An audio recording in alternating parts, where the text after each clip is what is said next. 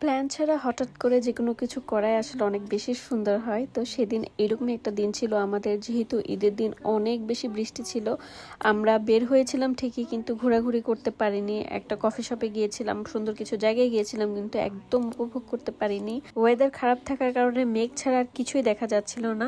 তো অবশেষে তার পরের দিন এত সুন্দর একটা ওয়েদার ছিল, আর সেটা দেখে আমরা হঠাৎ করে প্ল্যান করে বের হয়ে পড়ি। একটা সুন্দর রিসোর্টে আমরা যাই, আর সেখানে গিয়ে এই পুলে গোসল করা হয়, যেহেতু ওয়েদার অনেক বেশি গরমও ছিল।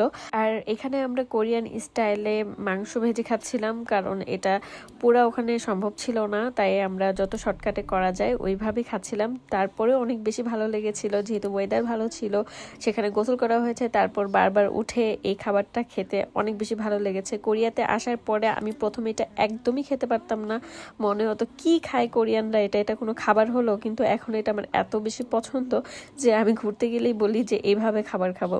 মানে আমি আমার দেশি স্টাইলের বারবিকিউ ভুলে যাচ্ছি এটা খেতে খেতে।